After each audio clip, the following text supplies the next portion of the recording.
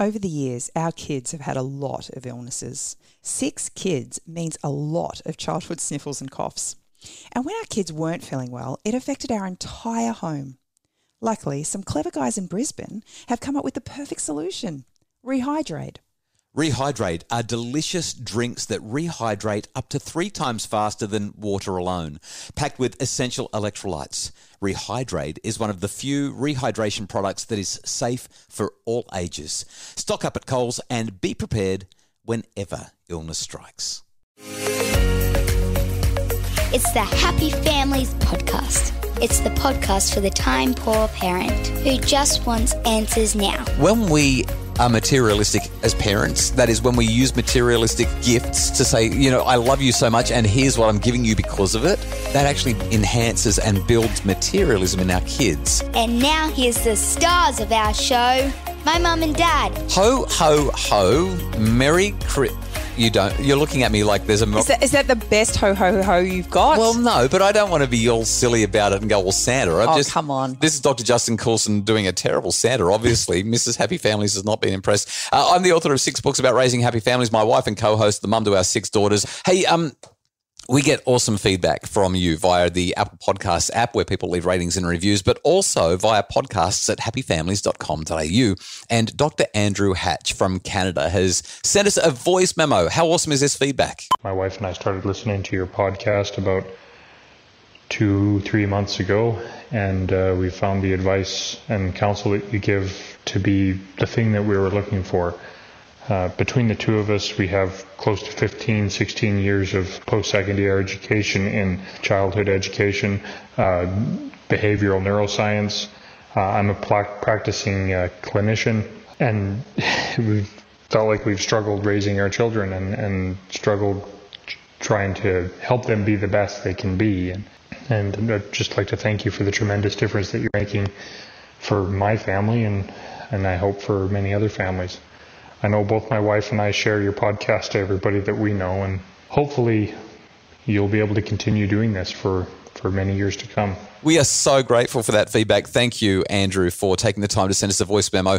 If you would like to send us feedback, it makes our Christmas. It makes our day. We love getting your feedback about how the podcast has helped. You can email us podcasts with an S at happyfamilies.com.au. You can also just jump onto Apple Podcasts and leave a rating and review, because when you do that, other people get to find out about the show. Now, today's topic. I'm really excited about this. We received some feedback from somebody, again, via podcasts at happyfamilies.com.au. What was their question? They mentioned that their children are obsessed with expensive presents that they can't afford as a family. They want to know how they can avoid disappointing their children on Christmas morning. So this kind of taps into, there's a few different ways that we can approach this, but I want to talk specifically about the issue of materialism. Because whether you're rich or poor, whether you've got finances or and you're flush or you're completely out, the children do have expectations at Christmas. But there's some really cool science that's only been published just in the last couple of years that really develops this idea of materialism and where it comes from. Can I share it with you? I want to geek out. You're going to geek. Oh, okay. All right. This is Kylie. Shoot me. Whenever I start talking about science, guys are like, "Oh my goodness, can we just be real?" This is really real. So these scientists published in the Journal of Consumer Research. They expanded on some like decades of really cool research, and here's what they found. Children who receive material rewards from their parents are more likely to be materialistic because they see material goodies as a signal that they are valuable people, that they are worthy. So the material possessions basically say, I'm enhancing myself. It defines who I am. In other words, when we are materialistic as parents, that is when we use materialistic gifts to say, I love you so much and here's what I'm giving you because of it, that actually enhances and builds materialism in our kids. They feel like they need material things to demonstrate that they're of worth. So that whole extrinsic motivation or extrinsic recognition. Yeah. helps them to feel of worth. Yeah, when I've got things that are fancy, when I've got, the latest phone or the latest doodad, the latest gizmo that all the kids at school are talking about, then I've got status and I'm of worth. There's that extrinsic focus, and that's the materialistic pathway. And what happens there is, society as a whole certainly perpetuates and fosters that. The schoolyard, without question, can do that, but it actually starts in the home. And this research highlights that. There's also another really interesting thing that the researchers found, and that is that when parents are rejecting of their kids, when parents are not warm towards their children, then the kids just gravitate to those external materialistic symbols as a signal that I'm good enough. Yep. And so I reckon, now I'm not suggesting that this is the case for the person who emailed us. I'm sure that they're living in a beautiful home and looking after their family the best that they can. But it's so critically important that we don't foster insecurity in our children by making material rewards, material gifts, some sort of a symbol of how worthy they are. We actually need to create the connection and the relationship as the symbol, not the materialism. So that's my science geek out. Well, I think it works really well into, I guess, where I'd like to take our conversation. I know how much you love to geek out with all of the science. And as I was listening to you, I think the thing that just really stands out to me is it's really about changing the focus of what we do at Christmas time with our children. Well, not just at Christmas time, but right throughout the year. But certainly at Christmas, the whole thing, Santa's only going to give you a gift if you've been nice, not naughty. That's an extrinsic marker of your value to Santa or to me as a person. Yeah. And I reckon there's a really big problem with this. This extrinsic reward actually promotes a materialistic approach to life. I have actually never thought about it like that. Obviously, we've had lots of discussions around Santa in our home and, kind of what part he's going to play in our Christmas as a family. But I've never actually thought about that extrinsic recognition. Yeah, a bit mind blown, right? But I don't know if I've ever even been explicit with you about it, but in our home, we don't do a lot when it comes to giving the kids big gifts and making a big deal about materialistic stuff. We just don't do that. And I've always just had it in my mind, maybe I've never even told you, the more we do that, the more kids actually feel that they're of value when they're getting that stuff. But when they're not getting that stuff, they start to question their value. Whereas our approach is very different. We actually try to minimize a focus on anything materialistic or extrinsic without being all austere and making our kids feel impoverished. We still live, I think, a really nice life with our family, but it's not about the stuff. Stuff doesn't make you happy. It's about the connection. And I love that focus. I love that we get to spend time with our children in really meaningful ways as a result. So after the break, we're going to share 5 ways, regardless of your financial position, 5 ways that you can help your kids to move away from materialism and have those high expectations from Santa at Christmas. It's the Happy Families Podcast. Imagine a home where discipline got results without anyone having to feel bad or in trouble. The Do's and Don'ts of Discipline is a webinar to help parents set limits with love, compassion and humanity. Find it now at happyfamilies.com.au/shop. It's the Happy Families Podcast, the podcast for the time-poor parent who just wants answers now. And we have been talking today about how we can help our children to not be so materialistic. And the reality is they're going to be, right? Like if all their friends are getting this really cool thing, they're probably going to want it. And sometimes I think it's okay to get it for them. Like sometimes that's fine. I don't want this podcast to sound like we're all like, don't let the kids have cool stuff, because that's not it at all. If you're in a position to do it and you want to spoil them every now and again, go for your life, fill your boots, have fun with that. But it's not always going to make them happy, and they're not always going to remember it. So definitely it's fun to have fun with gift giving. But over the last, we've been married for 22, 23 years. And I reckon over that time period, probably 20 of those years, we have been so tight financially, and we've been thinking, how in the world are we going to get through Christmas? And so I want to talk about 5 different ways that we can remove the focus of materialism from our kids so that they can have a wonderful Christmas without being so obsessed with getting the expensive gifts. Well, I think one of the first things is just not trying to keep up with the Joneses. I know I was a Jones. Your maiden name is Jones. Kylie Jones. Don't try to keep up with the Joneses. There wasn't much to keep up with. But I think that's really important that, whatever your focus is at Christmas, it's about your family, not what, the next door neighbours are doing or what the family down the street's doing. And we've even said that to our kids. They're like, oh, but so-and-so got such and such. And we say, I know, and their family can afford that this year, but our family's not in a position to do that. So we're going to be grateful for what we've got, and we're going to shift the focus, but not trying to keep up is a critical way to do that. And so one year, one of the things that we did, actually one of my favourite Christmases that we've had with our children, is we decided that we were going to have a homemade Christmas.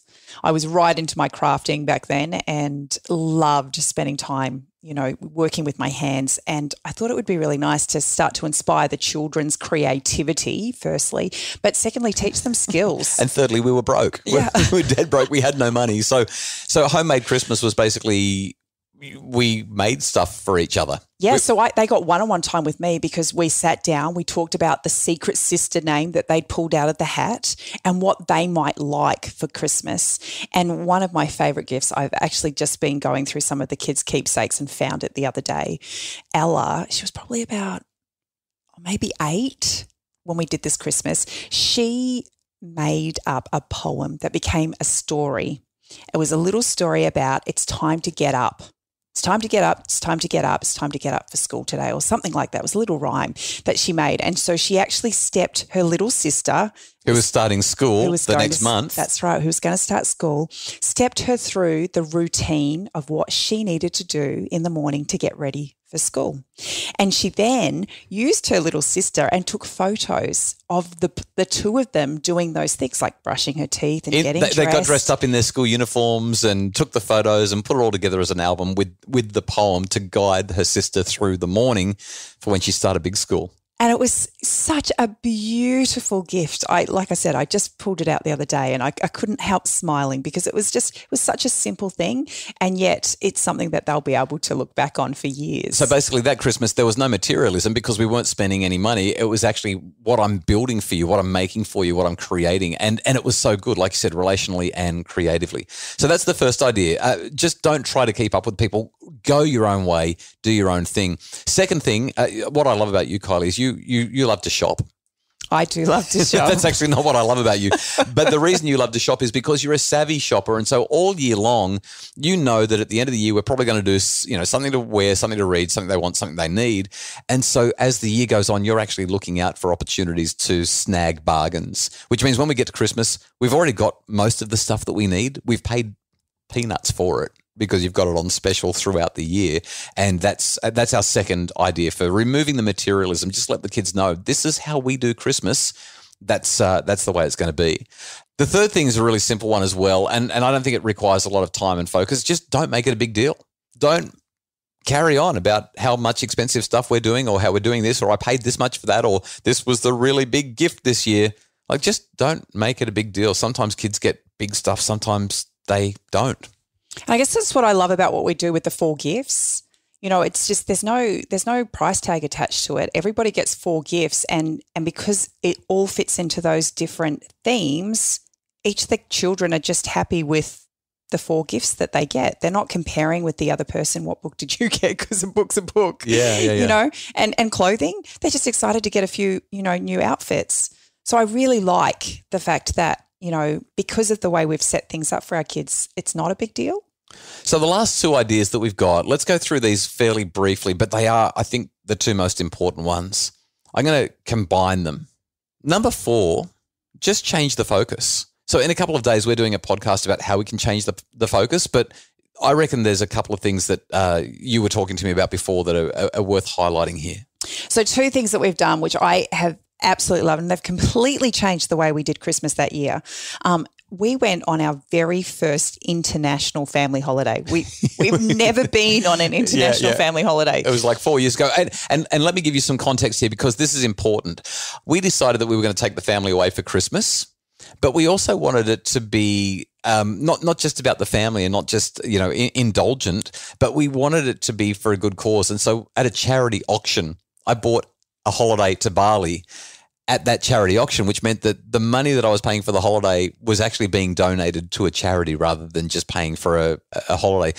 It felt good to spend money on a holiday for us and know that we were helping people. So that was a really cool thing. We probably wouldn't have had a holiday if it wasn't for the auction, because it's not money that we would have normally spent on ourselves like that. But because of the focus, it allowed us the opportunity to benefit as well, which was so much fun. A really quick story about that as well. When I was bidding, I was actually goofing off. I didn't really intend to buy the holiday, and somebody else put up their hand at the same time that I bid, and the auctioneer said, "You've got it and you've got it," and then he pointed at someone else whose hand was going up and said, "And you've got it too," and he sold all three of them. He did. There was only one on offer, but he actually said, "Nope, all three of you, and you've all paid that much money," and I was like, "Oh no," because I didn't really mean to buy it. But anyway, we donated and we won a holiday. Well, we won a holiday at an auction that we paid for, and we helped other people out, which was great. Well, what was awesome about that was that it was a holiday for 10 people. Yeah. We only have 8 people in our family. I love that. We only have 8 people in our family. We got to take my mum and dad, who'd never been overseas before, Yep. which was super, super fun.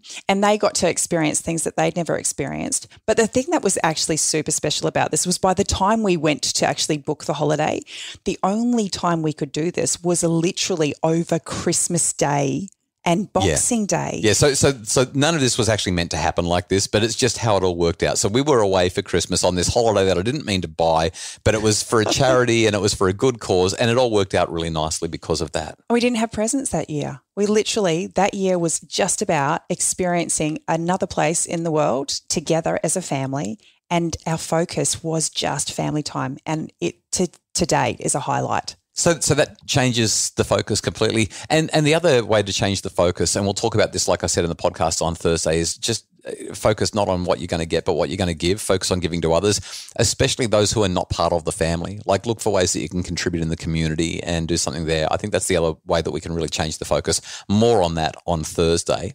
The final way to move away from materialism with the kids, I think you have to be an example. It has to start with you. Yeah, like if you're all about the presents, and if you're all about what'd you get, if you're all about filling up underneath the tree and making it a huge deal, then it's probably going to happen that the kids are going to follow your lead.